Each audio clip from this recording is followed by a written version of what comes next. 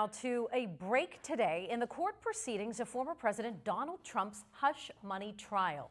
At the end of the day Tuesday, 7 jurors were chosen after lawyers questioned the jury pool about their social media posts, political views, and their personal lives. Lisa Adams joins us now with some legal analysis of how it's going so far. And Lisa, you talked with a longtime criminal attorney, so how's it going so far?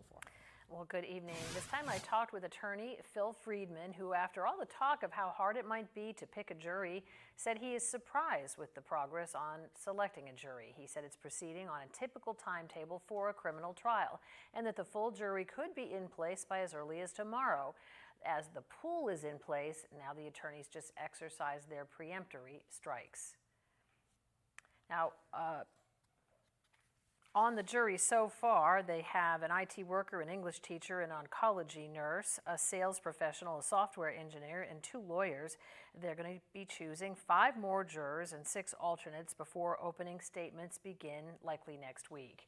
The case, brought by Manhattan District Attorney Alvin Bragg, accuses Donald Trump of falsifying business records to cover up a sex scandal during his 2016 campaign.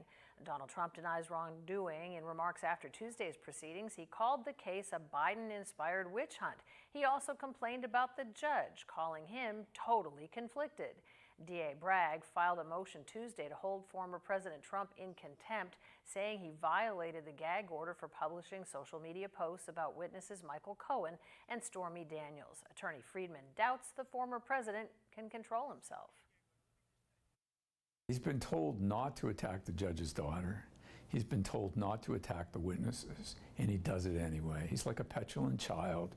You can't stop him. But the one thing he won't do is testify. I can pretty much assure you that you will not see him on the witness stand because he's afraid. He said that he would. Yeah, he always says that, and then he never does. A hearing on that contempt motion before Judge Juan Merton is coming up on Tuesday. As to whether this case is politically motivated, Friedman said that's not for the jury to decide. They just have to stick to the facts and apply the law to the evidence that's presented in court. Live in the studio, Lisa Adams, Erie News Now.